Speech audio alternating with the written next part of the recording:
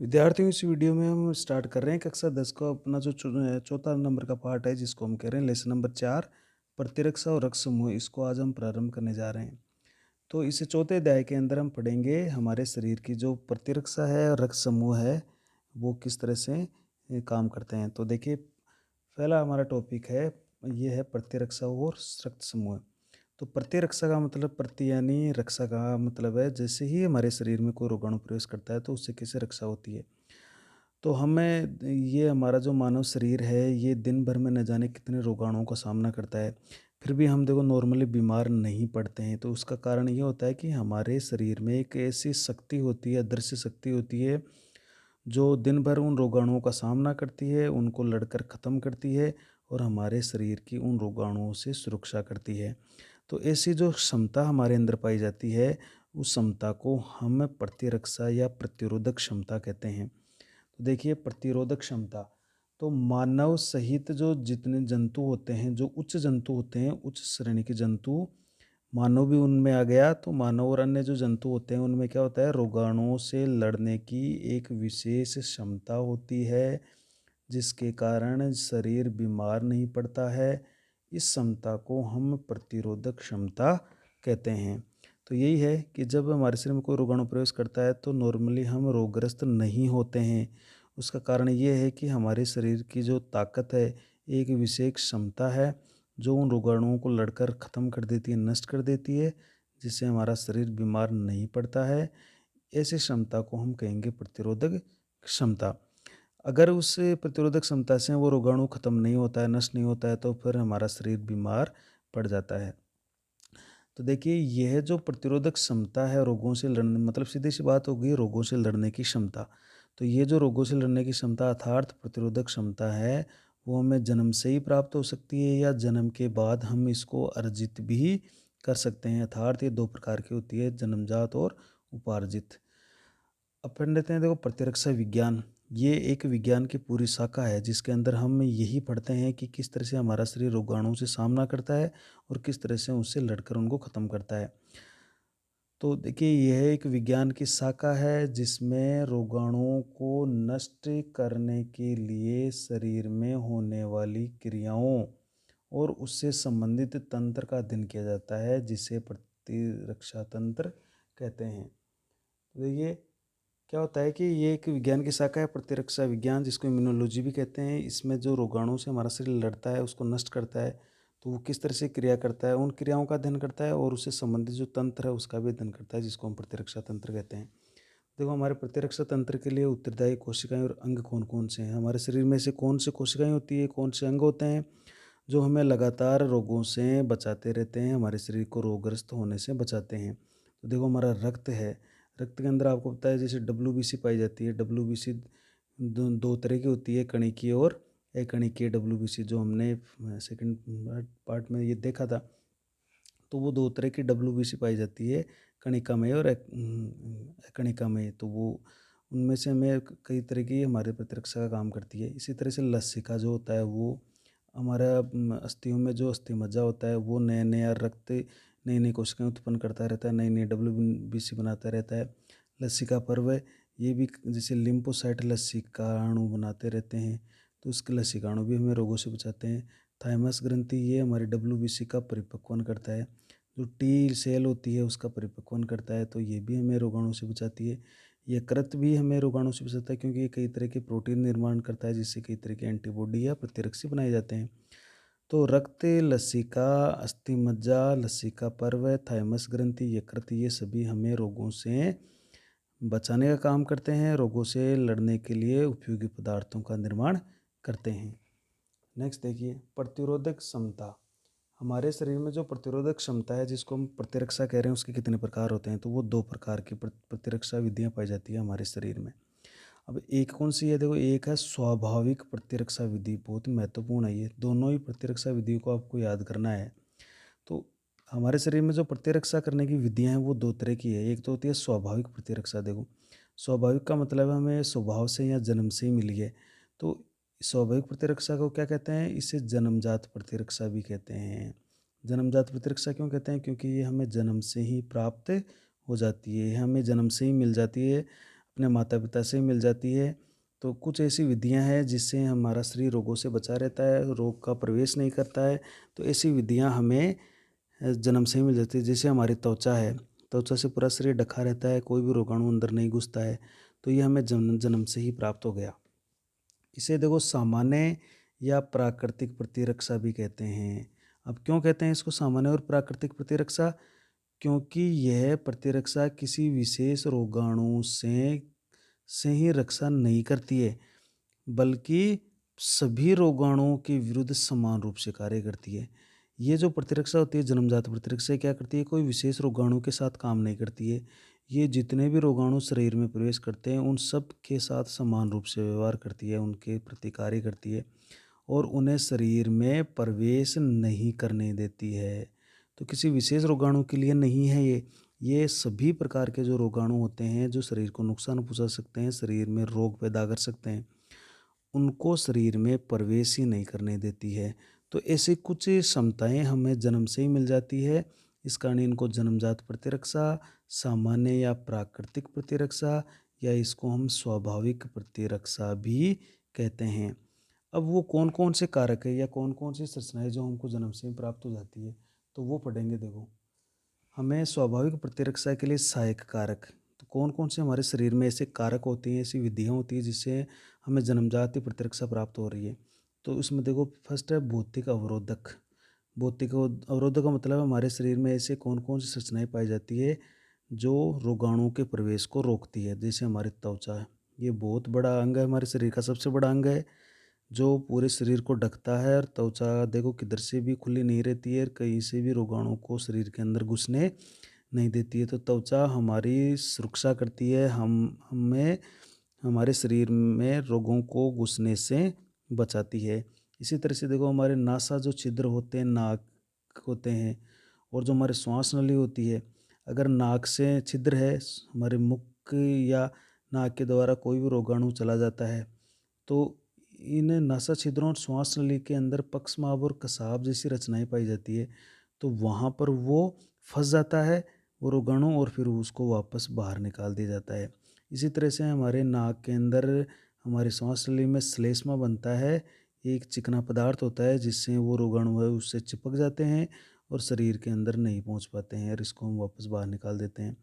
तो हमारी त्वचा, हमारे नाकों के जो रोम होते हैं, या जो पक्षमार्ग या कसाब जैसी संरचनाएं होती है। पक्षमार्ग क्या होते हैं? ये छोटे छोटे बाल जैसी रचनाएं होती है, और कसाब होती है ये थोड़ी थोड़ी बड़ी बाल जैसी संरचनाएं होती है।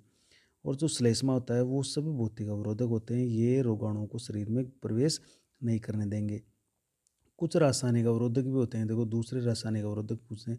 रासायनिक अवरोधक का मतलब है ऐसे कोई रासायनिक पदार्थ बनते हैं शरीर में जो रोगाणुओं को शरीर में प्रवेश नहीं करने देंगे या उनको पनपने नहीं देंगे। जैसे मुख में लार, तो ये जो लार है, इस लार के अंदर रोगाणुनाशक पदार्थ पाया जाता है।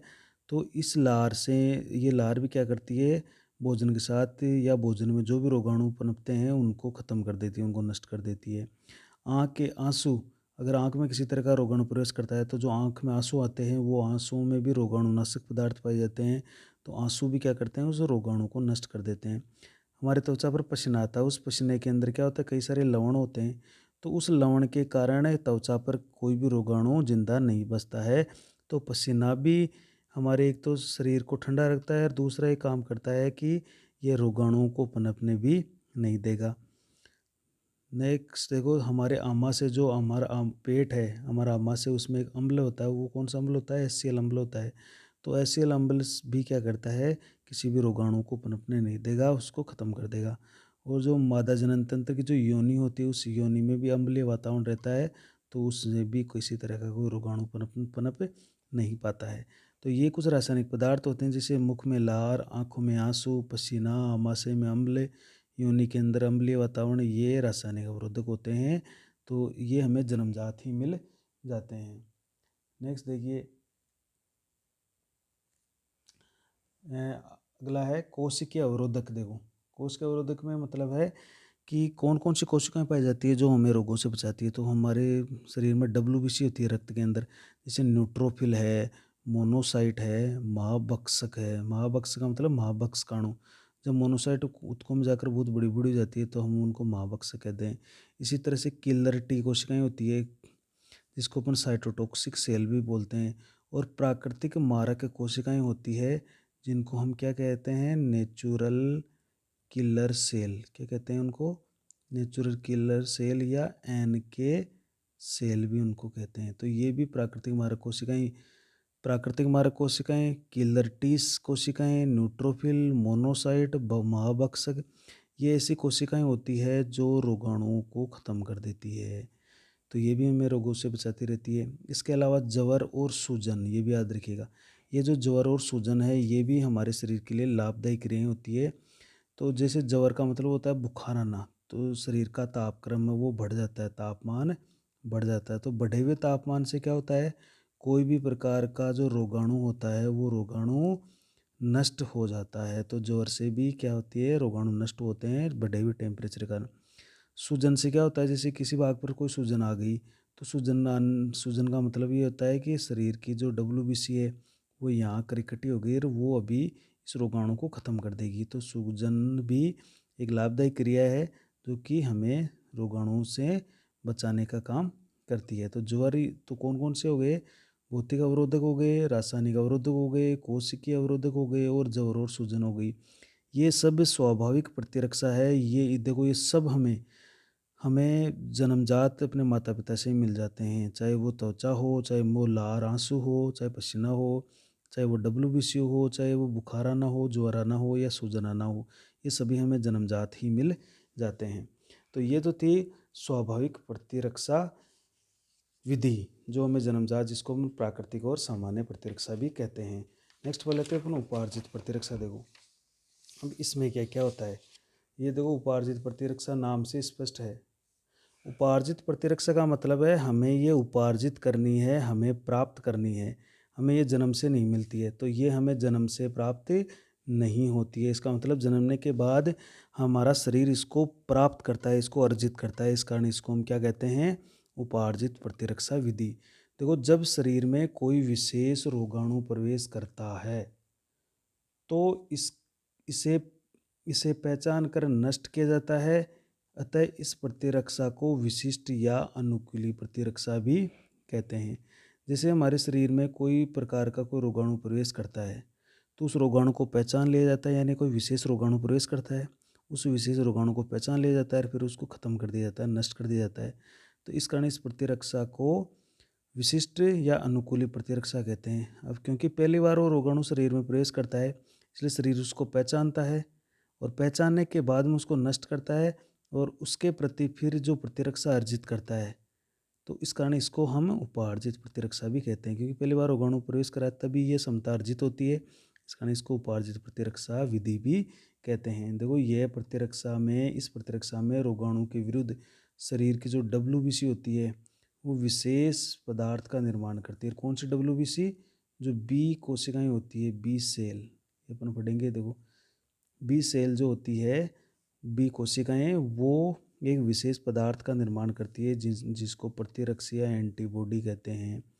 यह प्रतिरक्षी उस रोगाणु से क्रिया करके उसको नष्ट कर देती है। अब बी कोशिकाएं क्या करती है कि प्रोटीन पदार्थ बनाती है जिसको प्रतिरक्षी एंटीबॉडी कहते हैं। एंटीबॉडी फिर रोगाणु के पास जाकर उसको खत्म कर देगी। तो ये तो होते हैं एंटीबॉडी के द्वारा। या क्या होता है कि कुछ कोशिकाएं ऐसी होती है, जैसे टी कोशिकाएं हैं, टी सेल, ये सीधे ही उस रोगाणु के पास जाएगी और रोगाणु को नष्ट कर देती है। ऐसी कोशिकाएं कोशिका माध्यित प्रतिरक्षा हेतु सक्रिय रहती है।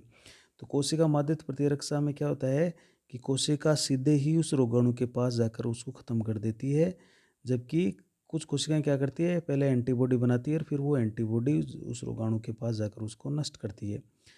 तो ये जो हमारी उपार्जित प्रतिरक्षा है ये कितने प्रकार की होती है, तो विशिष्ट या उपार्जित प्रतिरक्षा दो तरह की होती है। देखो ये कौन कौन सी होती है, दो प्रकार की होती है, जिसमें अपन पढ़ेंगे सक्रिय और निष्क्रिय प्रतिरक्षा। तो सक्रिय में क्या होगा, देखो सक्रिय का मतलब है इसमें शरीर एक्टिव रहेगा, सक्रिय रहेगा। निष्क्रिय का मतलब है इसमें शरीर निष्क्रिय रहेगा, शरीर को कोई काम नहीं करना पड़ रहा है। तो सक्रिय प्रतिरक्षा मतलब हो गया ऐसी प्रतिरक्षा जिसमें शरीर रोगाणु अर्थात जिसको प्रतिजन भी कहते हैं के विरुद्ध स्वयं प्रतिरक्षाओं का निर्माण करता है। देखो जैसे शरीर में कोई रोगाणु प्रवेश करता है तो शरीर खुद ही प्रतिरक्षियों मतलब एंटीबॉडी का निर्माण करता है। शरीर इसमें खुद एंटीबॉडी का निर्माण कर रहा है, अर्थात खुद सक्रिय होकर एंटीबॉडी का निर्माण कर रहा है, इसलिए इसको सक्रिय प्रतिरक्षा कहते हैं। और रोगाणुओं को इस प्रतिरक्षा के द्वारा नष्ट कर दिया जाता है। तो सक्रिय प्रतिरक्षा का मतलब यही है कि जब शरीर में कोई रोगाणु प्रवेश करता है तो शरीर सक्रिय होकर खुद ही उसके विरुद्ध प्रतिरक्षी एंटीबॉडी का निर्माण करता है। निष्क्रिय प्रतिरक्षा क्या होती है? देखो, यह प्रतिरक्षा जिसमें शरीर द्वारा प्रतिरक्षी निर्माण नहीं किया जाता है, बल्कि किसी विशेष रोगाणु के विरुद्ध बाहर से विशेष प्रतिरक्षी प्रवेश करवाए जाते हैं। तो निष्क्रिय में क्या होता है? इसको शरीर को कुछ नहीं करना पड़ता, इसमें शरीर निष्क्रिय रहता है। शरीर खुद कोई प्रतिरक्षी एंटीबॉडी नहीं बनाता है, बल्कि शरीर में इंजेक्शन के द्वारा बने बनाए प्रतिरक्षी शरीर के अंदर इंजेक्शन से डाल दिए जाते हैं। जैसे एक तो होता है टिटनेस का टीका, एक होता है डिप्थीरिया का टीका। जो टिटनेस और डिप्थीरिया के टीके होते हैं, इसमें क्या होता है, इनके जीवाणु के बनाए हुए कुछ टॉक्सिक पदार्थ होते हैं या प्रतिरक्षी होते हैं, जिनको हम इंजेक्शन के द्वारा शरीर में पहुंचा देते हैं। तो इस निष्क्रिय प्रतिरक्षा में शरीर खुद कोई भी प्रतिरक्षी का निर्माण नहीं करता है, तो इसे क्या कह रहे हैं हम? निष्क्रिय प्रतिरक्षा। तो आज के वीडियो में हमने केवल प्रतिरक्षा पढ़ी है, प्रतिरक्षा की परिभाषा पढ़ी है, प्रतिरक्षा के हमने प्रकार पढ़े हैं, स्वाभाविक और उपार्जित प्रतिरक्षा। और उस उपार्जित प्रतिरक्षा के हमने 2 प्रकार पढ़े हैं, सक्रिय और निष्क्रिय प्रतिरक्षा। तो यहाँ से कई तरह के प्रश्न आते हैं, देखो कि उपार्जित प्रतिरक्षा क्या है और निष्क्रिय प्रतिरक्षा के 2 उदाहरण दीजिए। तो ये कि यहाँ पर क्वेश्चन बन रहा है, देखो टिटनेस और डिप्थीरिया का टीका निष्क्रिय प्रतिरक्षा का उदाहरण है। नेक्स्ट वीडियो में हम प्रतिजन और प्रतिरक्षी का अध्ययन करेंगे। तो देखते रहिए अपने वीडियो को और इसको लिखते रहिए।